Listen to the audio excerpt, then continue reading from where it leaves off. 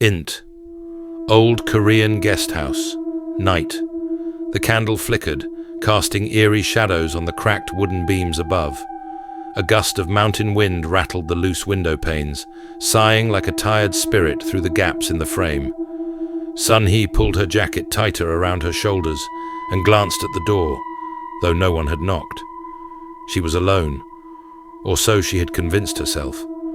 The room smelled of soot and pine, the walls decorated with faded ink paintings, mountains and tigers, rivers and ghosts. Something about the inkwork felt wrong, not in what was shown, but in what was missing. There were no people, just endless forests, fog, and watching eyes. Sun-hee was 34, soul-born, razor-smart, with a rational mind honed by years of working as an investigative journalist. She didn't scare easily, at least not until last year. The unexplained disappearance of her younger brother Ji-hoon had cracked something in her. One day he was hiking in the Taebaek Mountains. The next, his phone stopped pinging. No calls, no messages, just gone. The police called it an accident. Sun-hee knew better.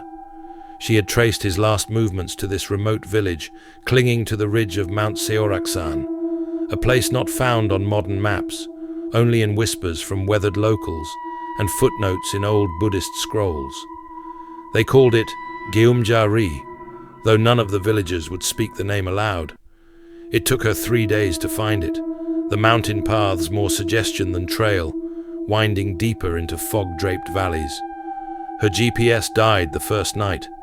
The compass spun in lazy circles. Even the sun felt wrong here, rising too slowly and setting too fast, like time itself was broken. The guest house, if it could be called that, was more shrine than lodging. Wooden, centuries old, and crouched at the edge of the forest like it was hiding. The innkeeper, a gaunt woman with cataract-clouded eyes, hadn't spoken when she handed Sun-hee the room key, just muttered something under her breath in Old Korean and made a sweeping gesture with salt in her palm. Now the wind howled again, and with it came a soft creaking. Floorboards? Sun-hee froze. The guest house was empty. She'd checked. No other guests, no staff past dusk. And yet the floor groaned outside her room like someone pacing slowly, deliberately, back and forth. She stepped to the door, her fingers hovering over the handle. Her breath fogged in the chill. From somewhere beyond the thin paper walls, she heard it. A whisper. Too faint to catch clearly, but unmistakably human. She pressed her ear to the door. Silence. Then, Sun-hee. Her name, spoken in a voice she hadn't heard in over a year. Ji-hoon's voice. She flung the door open. Nothing. Just a dark, empty hallway and the distant creak of the stairs shifting. Her skin crawled. She looked down. There were wet footprints on the wooden floor, leading from her door toward the end of the corridor. Bare, human, fresh. She followed them. The hallway seemed longer than before, stretching into shadow. Each step was slower than the last, her heartbeat thudding loud in her ears. She reached the last door, the one the innkeeper had explicitly told her was off-limits. The footprints ended here. A faint scratching sound came from inside, nails on wood, or something pretending to have nails. "Ji-hoon?" she whispered. The scratching stopped. She pushed the door open. Int, off-limits room. Continuous dust floated like ash in the thin moonlight streaming through torn paper screens. The room was empty, save for an altar in the far corner, old, crumbling, draped in black cloth. On it sat a row of framed photographs, their faces scratched out, their eyes blackened with soot. In the center, a photo of Ji-hoon, smiling, happy, taken just weeks before his disappearance. Her hands trembled. There was something else, a faded parchment nailed to the wall above the altar, a protective talisman, torn. Behind her, the door creaked shut on its own. The air grew colder, the shadows deeper, and then she saw it, a figure crouched in the corner, completely still, not breathing, its back turned. She hadn't noticed it when she walked in, but it had been there the whole time. She stepped back. The figure slowly tilted its head, cracking like brittle wood, its face still hidden in shadow. Sun Hee's throat tightened. Her instincts screamed to run. Then the figure spoke, raspy, unnatural. "You shouldn't be here." The lights flickered. The shadows convulsed. She turned to flee, heart hammering. Slam! The door snapped shut in front of her, locked. Behind her the figure was standing now, closer, still not moving, but closer. She backed toward the window. It was shut tight. A whisper echoed again, not from the figure, but from the walls, the floor, the very mountains outside. Something ancient, wrong. They never left the forest. Suddenly, the figure lunged forward, too fast, all angles and inhuman joints. But before it could reach her, the window burst open behind her from the force of the wind. She didn't think. She dove through it into the freezing night air, tumbling onto the gravel path below, scraping her hands, knees burning. The mountains loomed in every direction, the trees whispering as though they knew she had seen something she shouldn't have. She turned to look back up at the window. No one there. Just the photo of Jihoon drifting out like a leaf in the wind, catching the moonlight as it fluttered to her feet. It was burned along the edges now, and on the back, scrawled in charcoal, "You're next." Int, guest house room, morning. Sun Hee jolted awake, gasping. Morning light filtered weakly through the paper screens, cold and grey. Her heart thundered like she'd been running for miles, her skin clammy with sweat. A dream. Or had it been? She looked at her hands, dirt under her fingernails, a cut across her palm. Her knee throbbed. She hadn't imagined it. She had jumped through the window, but now the window was whole, untouched. No cracks, no broken glass on the floor, no blood. Even the photo of Jihoon was gone. She stood slowly, her joints aching. Outside, the mountain mist clung low to the earth, curling around the trees like fingers. There was no one outside. The guest house was still and empty. No sign of the innkeeper, no sign of life. Just a rusted bell hanging by the entry door, swaying slightly, though there was no breeze. Int, village path. Day Sun Hee walked through Gyumjari, past a scattering of stone houses, old and bowed with time. Some windows were shuttered tight, others were open, but dark inside. No one came out. She caught glimpses, a curtain shifting, an eye watching from behind wooden slats. She tried asking questions, but doors were shut in her face. The few villagers she did see kept their heads low, mumbling prayers under their breath. It was as if they already knew why she was here, and they wanted nothing to do with it. XT. Village shrine. Afternoon. She followed a narrow path to a hillside shrine, half swallowed by ivy and thyme. A man sat on the steps, cross-legged, old, eyes sharp, skin weathered like tree bark. He didn't look surprised to see her. "You are Jihoon's sister," he said without looking up. Sun Hee froze. "How do you know my brother?" "I know who he was." "Was?" The old man stood. "He came here asking questions, like you." Sun Hee's throat tightened. "What happened to him?" He didn't answer. Instead, he stepped into the shrine and motioned for her to follow. Int. Shrine. Continuous candles flickered along the walls. Incense filled the air, thick and choking. The old man gestured to a mural painted across the back wall, faded but still vivid in places.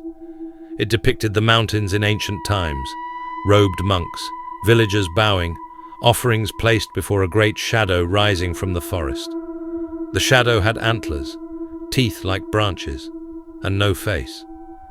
"They call it Sangui," the old man said, "the mountain ghost, older than the forest. It doesn't haunt the living. It feeds on what they carry." Feeds? Grief, regret, guilt, the emotions that rot us from the inside. Jihoon brought something dark with him, and it hurt him. Sun Hee's mouth was dry. "You're telling me something took him?" No, the old man said. He gave himself to it. That's how it starts. It whispers, in dreams, in voices that sound familiar.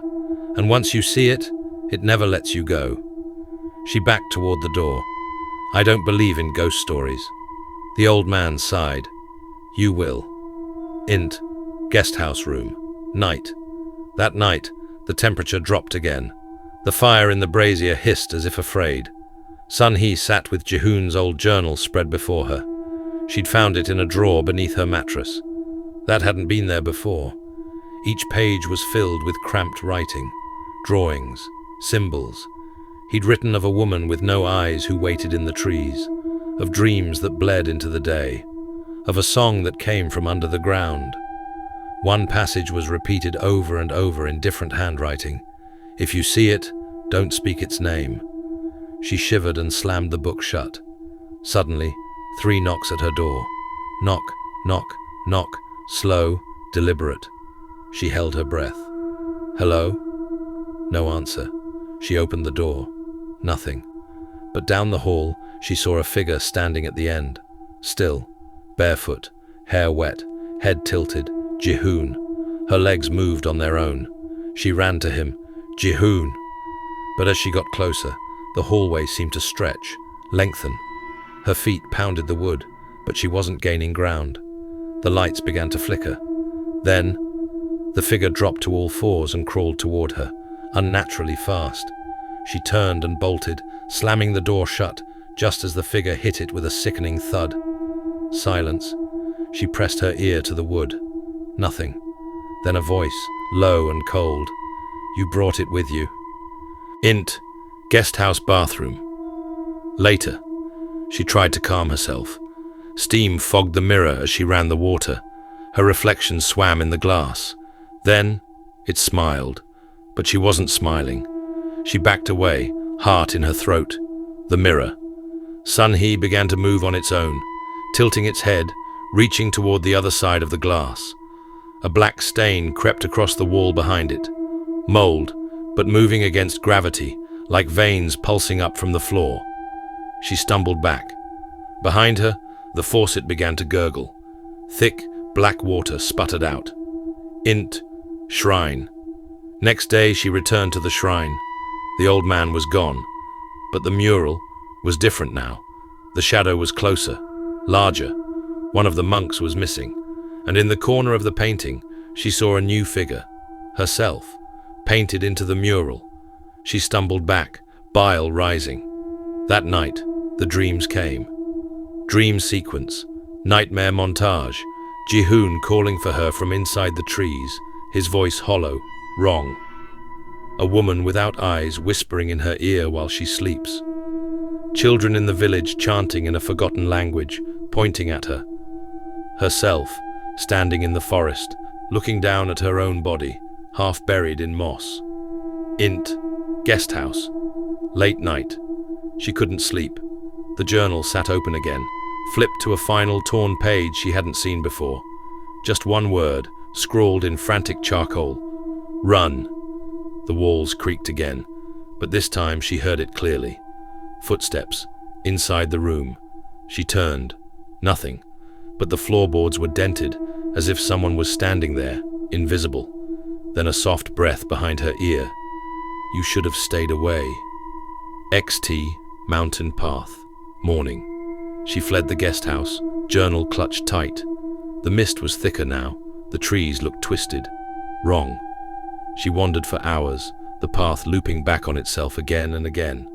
No matter how far she walked, she kept ending up in front of the same twisted pine tree, marked with 3 deep claw marks. Int. Cave. Dusk. She stumbled upon a cave mouth, hidden behind vines.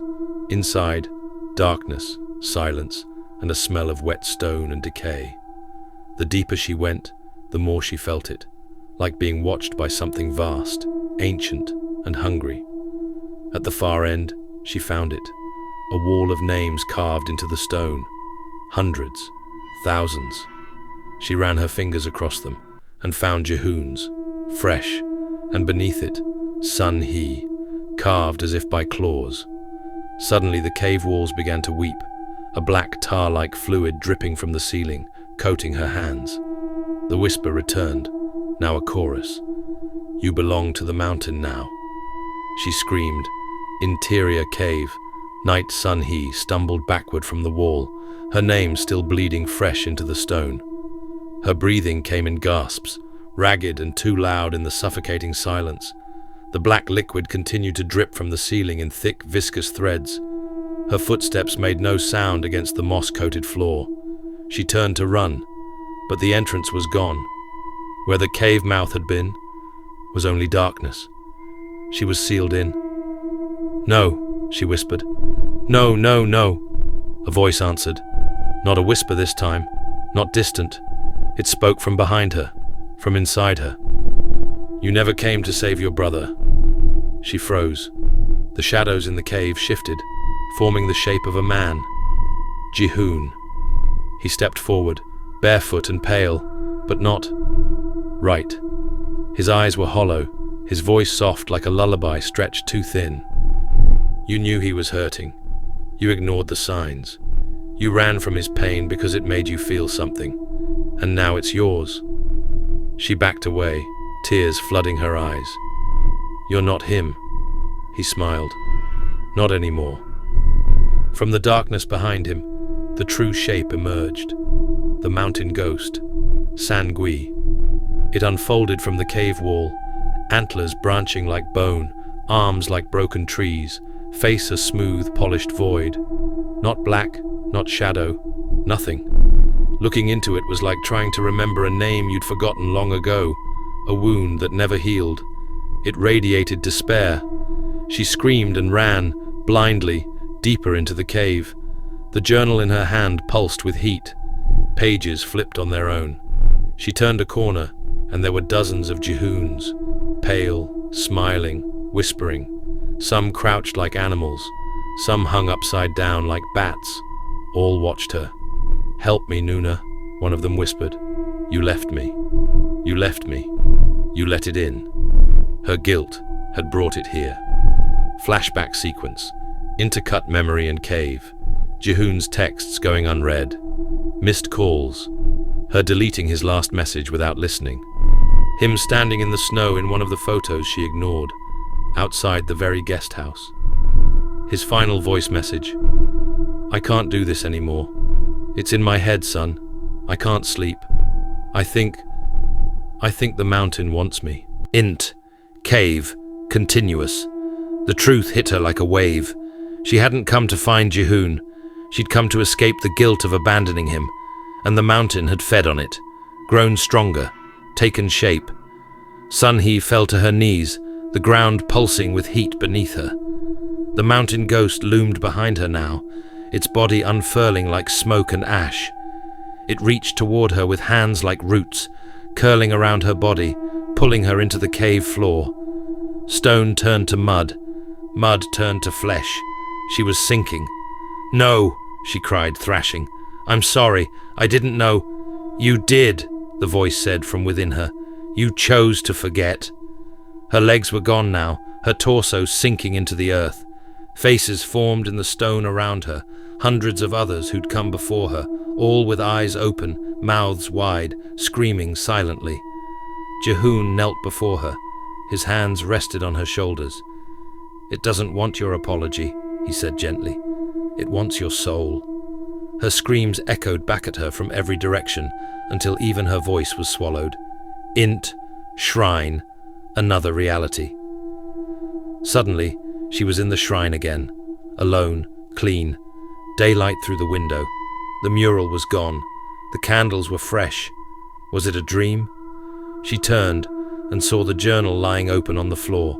Her name, Jihoon's name, a third name now added. Beneath it, "The mountain never forgets." The wind outside carried a whisper, so faint it could have been imagined, or remembered. Cave, back to reality. Her body was almost completely gone. Only her face remained above the soil.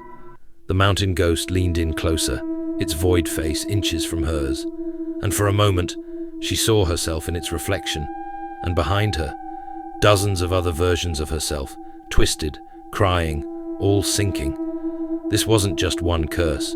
It was a loop, a trap built of memory and shame.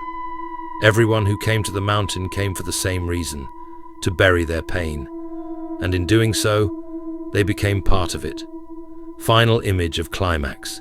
Sun Hee's hand reaching desperately above the soil, then slowly, gently, being pulled under by dozens of pale hands emerging from the earth. Cut to black.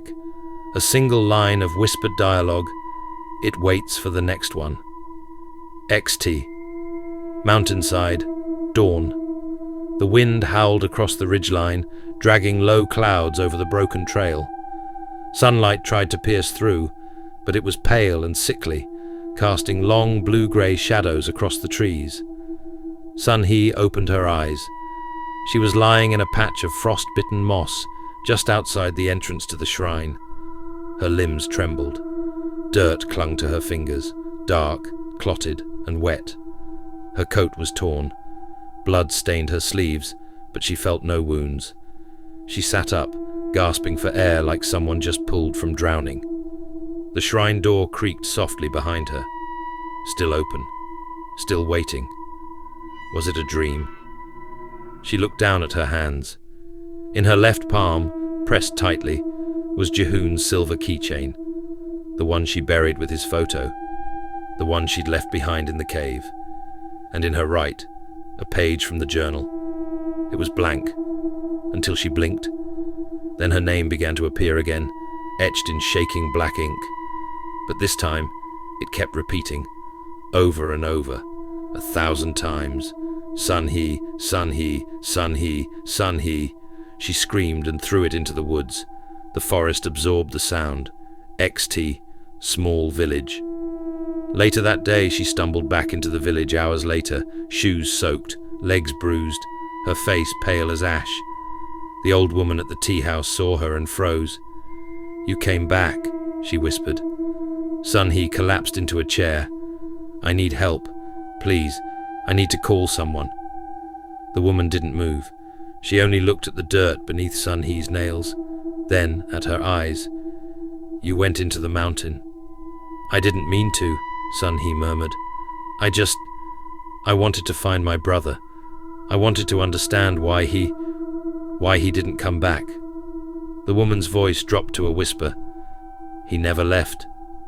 She reached below the counter and returned with a small rusted mirror, held it up to Sun Hee. "Look." Sun Hee hesitated, then looked.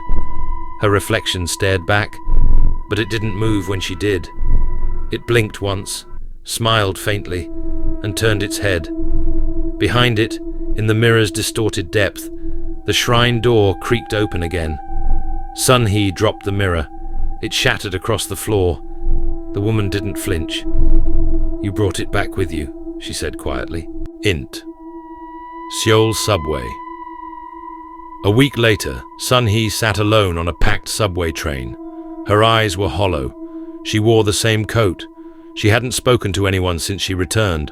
She hadn't slept. The journal was gone. So was the photo. But her dreams were still full of voices. The mountain ghost whispering behind her ear. Jihoon's breath in the dark.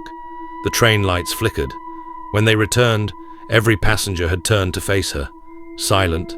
Still. Their eyes wide. Their mouths slowly opening. Too wide. Too slow. She blinked. They were normal again. She dug her fingers into the seat cushion, tried to breathe, but something inside her had cracked. She could feel it. A root growing. A presence watching. Inti. Her apartment. Night. She lived in near darkness now. All mirrors covered. No photos on the wall. In the kitchen sink, muddy water trickled from the faucet. A voice on the radio repeated the same words in Korean over and over again. "It waits for the next one. It waits for the next one." She unplugged the radio. It kept playing. Inti. Therapist's office. Day, a middle-aged therapist, sat across from Sun Hee, legs crossed, a notebook in hand. Sun Hee stared out the window, her voice flat. "I know it's not real. I know the mountain can't follow me back." The therapist nodded. "But you feel like it has." Sun He turned. For a long time, I thought Jihoon had gone there to die. She paused. But now, I think he was called. Why? Because something in him was already broken, just like me. The therapist leaned forward. Do you think you're broken, Sun He? A long silence. Then she smiled. But the smile was too wide, too calm, and for a flicker of a second, the reflection in the office window didn't match. Int, mountain shrine, unknown time. The shrine sits in silence. Dust floats in a shaft of pale light through the cracked roof. The journal lies open on the altar. A new name appears. Not Sun He, someone else, someone new. A heavy footstep echoes just outside the shrine. Then another. Someone has come to the mountain. Final image. A man stands at the edge of the forest, looking up toward the mist-veiled ridgeline. He pulls out a photo, a young girl standing by a mountain path. A faint voice whispers behind him, almost curious, almost kind.